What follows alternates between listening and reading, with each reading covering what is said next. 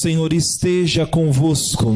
Ele está no meio de nós. Proclamação do Evangelho de Jesus Cristo segundo São Lucas. Glória a vós, Senhor. Naquele tempo, Jesus estava na margem do lago de Genezaré e a multidão apertava-se ao seu redor para ouvir a palavra de Deus. Jesus viu 2 barcas paradas na margem do lago. Os pescadores haviam desembarcado e lavavam as redes. Subindo numa das barcas, que era de Simão, pediu que se afastasse um pouco da margem.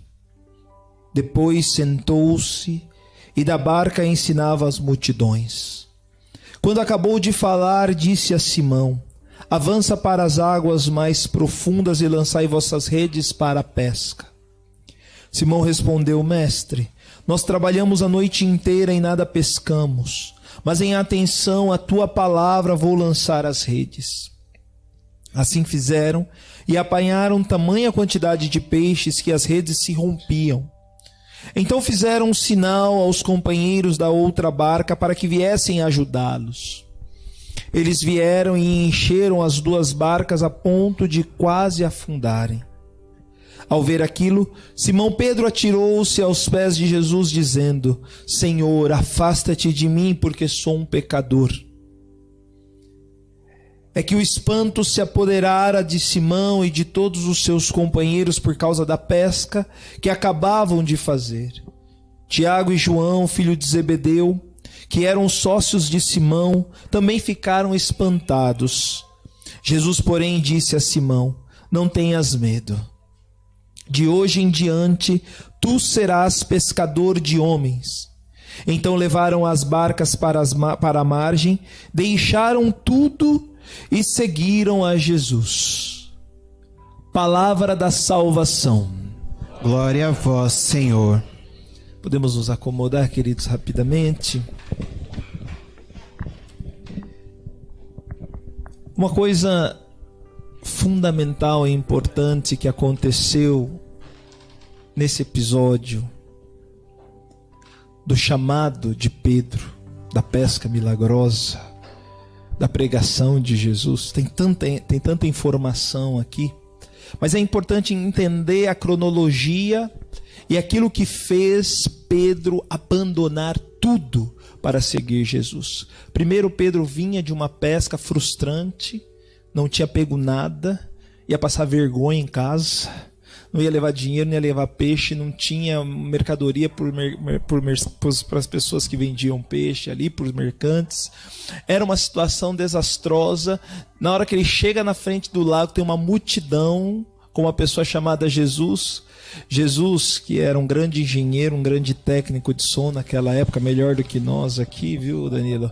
Ele falou: poxa vida, deixa eu pegar os barquinhos e ir para o meio do lago, porque aí o som reverbera e as pessoas conseguem me escutar, e assim, né, eu poupo a minha voz, né? Então aqui também tem toda essa lógica.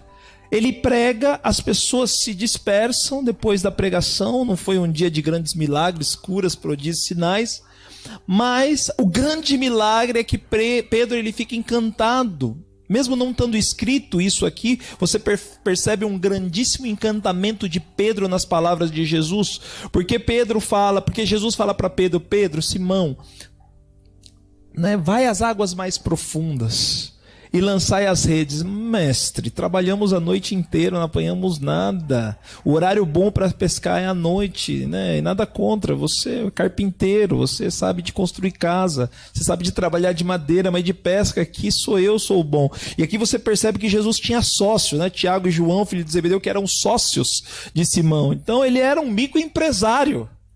É um marceneiro, pedreiro que quer ensinar um microempresário que entende de mar. Mas Pedro reconhece em Jesus uma autoridade que ele fala: mestre. Ele está conhecendo Jesus naquele momento e já diz mestre. Por que ele diz isso? Porque ele viu aquela multidão que estava em torno dele. E com certeza as palavras de Jesus naquela pregação também capturaram o coração de Pedro. E Pedro diz: mestre, por causa das tuas palavras eu vou lançar as redes. E aí a pesca é milagrosa. Aí a pesca é fantástica, excepcional. Uma pesca jamais tida e feita por Pedro. Pedro é feliz e radiante, contente, as redes quase rasgam. Mas Jesus faz uma proposta ainda maior, fala: Pedro, abandona agora esses peixes, larga tudo, vem e segue-me, porque eu te farei de você pescador de homens. Ou seja, Jesus ele entra na cultura. Jesus é uma pessoa que se encultura. Ele entra naquilo que entende Pedro. E faz uma proposta para ele ser pescador de homens. E Pedro deixa tudo.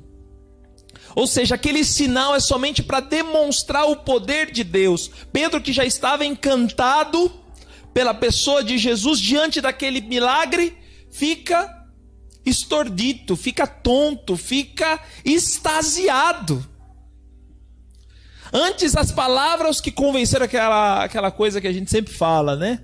As palavras comovem, mas o testemunho é aquele que convence, o testemunho é aquele que arrasta. Ou seja, ele já estava comovido pelas palavras de Jesus e percebeu e testemunhou com seus próprios olhos aquilo que ele era capaz de fazer. E diante daquele pedido ele falou: está feito, Jesus, está feito, eu deixo tudo, eu deixo tudo, eu deixo tudo. E aqui nós podemos nos perguntar: a palavra de Deus está gerando encantamento em nós? Nós somos dispostos a dar tudo para Jesus se Ele nos pedir? Se Ele nos pedir a nossa vida, o nosso emprego, os nossos sonhos, os nossos planos, aquilo que almejamos, nós somos capazes de fazer isso em nome de Jesus, por amor a Ele? Jesus hoje ele está querendo nos seduzir. Ele quer realmente cativar, entrar no nosso coração, entrar na nossa alma, entrar na nossa história. Porque Jesus ele não trabalha com porcentagem. Jesus ele não trabalha com pouco. Jesus ou é tudo ou é nada. E quando fala-se que Jesus quer tudo ou é nada, não é que todo mundo tem que largar tudo para seguir Jesus, mas se dispor de tudo ao serviço de Jesus. Isso sim. A minha família é para Jesus. O meu trabalho é para honrar e glorificar o nome de Jesus. A minha vida é para manifestar o amor de Jesus. Os meus afazeres é para manifestar o amor de Jesus. O jeito que eu me arrumo, o jeito que eu me visto, o jeito que eu me porto, o que eu posto nas redes sociais, no meu Instagram, no meu status, no meu, sei lá o que mais, Spotify, é para testemunhar, é para honrar Jesus, para manifestar Jesus. Eu quero que tudo em mim manifeste a graça de Deus. E eu preciso me deixar envolver por Ele e escutar profundamente aquilo que Ele tem para a minha vida, aquilo que Ele tem para mim hoje. E aqui São Paulo, na primeira leitura, ele dá algumas orientações. Primeiramente, aqui São Paulo mostra a intercessão pelo seu povo. Estou rezando intensamente para que vocês conheçam a vontade de Deus. Você vê que aqui vai em sintonia com a primeira leitura. Pedro deixou tudo porque para fazer a vontade de Deus.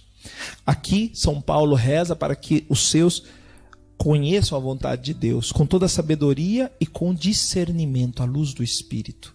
Ou seja, a nossa vida ela precisa ser regada pela sabedoria de Deus e pelos discernimentos, pelos aconselhamentos que Ele nos dá. E nosso Senhor Ele nos dá a capacidade de discernir. E aqui existem vários meios para podermos discernir profundamente a vontade de Deus. Primeiro, existe um diretor espiritual que nos conduz diariamente, que é a palavra de Deus, que é o diário espiritual. Segundo, nós também temos os sacramentos, a Eucaristia, a confissão, que também nos ajudam a compreender a vontade de Deus. Terceiro, nós temos a direção espiritual. Pessoas que podem nos aconselhar, pessoas que podem nos orientar, que podem nos ajudar a descobrir a vontade de Deus. Quarto, somos chamados a nos engajar na comunidade. Na vida com Deus não existe carreira solo, mas existe uma vida comunitária. Então a vida comunitária, o serviço da obra de Deus nos ajuda a estar e a conhecer a vontade de Deus, a colocarmos o prumo no lugar certo, a colocar Jesus no centro. são tantas as situações. Esses dias uma pessoa veio para mim e falou: poxa, padre, eu estava desesperada por um emprego, mas arrumei, mas esse emprego me tirou da missão, porque eu trabalho de domingo, trabalho de sábado, não consigo ir mais no encontro, e eu percebo que a minha vida tá complicada. A gente tem o dinheiro, mas não tem a paz, não tem a graça, não tem a vontade de Deus. Poxa, então o que você está esperando para largar esse emprego? Acredita! Lucas 12, 21, olha, os pássaros do céu não plantam, nem ceifam, não guardam em celeiros, no entanto, eu os sustento. Vós não valei muito mais que os pássaros? Não valei muito mais que as plantas? Nós somos filhos preciosos de Deus. Aqui é uma questão de honra para Jesus. Aqui é uma questão de honra. É uma questão de honra. Jesus não nos deixa falando. Então, se isso está te tirando da graça de Deus, então volta. Tenha coragem de abandonar. É melhor estar na graça de Deus e ter R$1 a menos no bolso do que de repente ter, sei lá, o bolso cheio e o coração fora da graça. Dá para entender, queridos? Então eu preciso de discernimento para entender o que Deus pede para mim, o que Deus quer de mim, o que Deus mostra para mim. Porque nós todos temos que seguir esse passo de São Pedro, entender aquilo que é a vontade de Deus. Para Pedro, Jesus falou: deixa tudo, me segue, porque de agora em diante eu te farei pescador de homens. E o que Jesus pede a você? Gente, a nossa felicidade ela só vai ser plena à medida que nós fazemos a vontade de Deus. Sem fazermos plenamente a vontade de Deus, nós não seremos felizes. Não devemos fazer felizes. Não seremos felizes. E aqui dentro de tudo isso que eu estou falando, nós precisamos da sabedoria e do discernimento. São Paulo ainda vai falar: gente, levem uma vida digna do Senhor. Ou seja, minha vida ela precisa manifestar que eu sou de Cristo. Eu preciso manifestar que eu sou de Cristo. Já pensou, gente? Você está aqui, você vê o padre aqui pregando a palavra de Deus. Daqui a pouco vai ter um pregador aí, acho que é você, né? Luciano, é isso? Cristiano, ó, Luciano Cristiano quase. O Cristiano aqui vai vir pregar. Fala que coisa mais linda do mundo. Aí depois tá rolando um pancadão aqui no meio da Viela 6 ali, Viela 5, no meio da favela. Aí ele tá lá rebolando com uma morenaça, fumando um narguile. Aí, poxa vida, é melhor ficar rezando terço? É melhor que não falasse, não é? Ou de repente você vê o padre aqui, de repente fazendo uma coisa que não tem nada a ver com a vida digna do Senhor. Então Deus nos chama a viver uma vida digna, e para que agrademos a Ele em tudo. Ou seja, se nós ainda não conseguimos reconhecer plenamente a vontade de Deus, pelo menos vivamos da maneira digna da vida de Deus. E vivendo essa dignidade, vivendo dessa maneira, vivendo dessa forma, nós vamos reconhecendo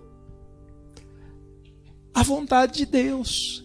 E você vai percebendo que Deus vai soprando, Deus vai manifestando, Deus vai se revelando a nós de maneira tão clara, tão profunda.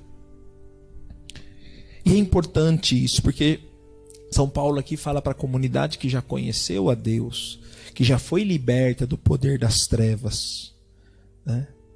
Por exemplo, a Ana Luísa, a Luísa acabou de fazer o Yeshua, né? Viveu uma experiência bonita. A Gabi viveu uma experiência bonita, eu acredito, né? Eu vi lá a Janinha e o Marcos, né? Parecia dois pombinhos, rejuvenesceram 10 anos. Eu acredito que essa semana deve ter sido uma semana de grande felicidade, não é, né? Acredito que já deve falar comigo. Eu vou ali, daqui a pouco a gente marca o casamento, tá? Fica tranquila. Acredito que já despertou esse desejo. Eu acredito que é fase de lua de mel. Ó, Nenê vai casar antes do C, viu? Cê, da próxima vez, vê se te levar o Marquinho logo pro retiro, meu. Vai ficar pra trás, hein? Mas tá bom, não tem problema. De repente a gente faz até um casamento comunitário.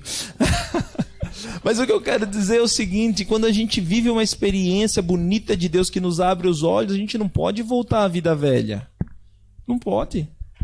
Fomos já libertos das trevas. Deus já nos libertou do poder das trevas. Nós já fomos redentos, redimidos do pecado. Olha aqui. Ele nos libertou do poder das trevas e nos recebeu no seu reino do seu Filho amado. Porque Jesus já está no meio de nós. O seu reino já se faz presente no meio de nós. Porque temos a redenção e o perdão dos pecados. Ou seja, ele já fez isso. Nos perdoou, nos livrou das trevas, nos mostrou um novo caminho. Por que a gente insiste em viver da maneira que não devemos? Desculpa falar, mas isso se chama burrice. Tontice. Você sabe o caminho certo, você sabe o endereço da felicidade e você continua na vida das trevas. Isso não se chama, não é inteligente isso. Por isso, queridos irmãos, já não falo muito mais, porque devemos deixar tempo para o grupo de louvor. Só digo isso a vocês. Nos disponhamos a fazer a vontade de Deus em tudo, em tudo. Podemos nos perguntar, cada coisa que fazemos, eu estou fazendo a vontade de Deus com isso? Sem escrúpulo, sem chegar aqui, mas é muito radical, mas é muito dura a proposta, mas esse padre é muito radical. Não é padre, quem dera eu ser radical. Eu até tenho vergonha de falar aqui, porque, poxa, até para colocar tudo isso em prática é uma luta. Eu às vezes falo que eu sou o mais relapso da face da terra, estou longe da radicalidade, entende? Mais longe da radicalidade. Estou em busca como vocês, mas a gente tem que buscar mesmo, buscar para valer. Buscar para valer, buscar com intensidade, buscar com força, realmente com todo o nosso entusiasmo. Eu quero, Senhor, em tudo fazer a tua vontade, porque vale a pena. Vale a pena, vale a pena. Uma vez que esse Deus nos abriu, nos deu a graça da sua luz, nos deu o seu Espírito Santo, nos livrou das trevas, nos livrou dos pecados, por que não amá-lo, por que não segui-lo? Mas para isso é necessário deixar que a cada dia nos deixemos envolver pelas palavras de Jesus. Nos deixemos seduzir por Jesus. Pedro se deixou seduzir. Ele fez uma coisa improvável, pescar de manhã. Entende? Ele fez uma coisa improvável, uma coisa que não era possível acontecer. E Jesus gosta de fazer coisas improváveis, né? Olha, vamos alimentar aqui essas pessoas, traga os pães. Mas, Senhor, não dá para dar uma migalha para cada um. Manda sentar aí, traz 5 pães, 2 peixes, deixa comigo. Abençoou, deu, sobrou. Jesus gosta de nos surpreender. Jesus gosta de se manifestar a nós. Nos deixemos surpreender por esse Deus profundamente amoroso, por esse Deus que profundamente quer o bem de cada um de nós. Amém? Então, nos deixemos mesmo envolver por esse amor profundamente. E isso vai acontecer se ouvirmos todo dia a palavra de Deus, se buscarmos uma vida de sacramentos, se confessarmos os nossos pecados, se invocarmos e clamarmos o Espírito Santo para nos dar sabedoria e discernimento. Nos deixemos envolver, rezemos um pelos outros, nos envolvemos na vida comunitária. Deus tem o melhor para nós.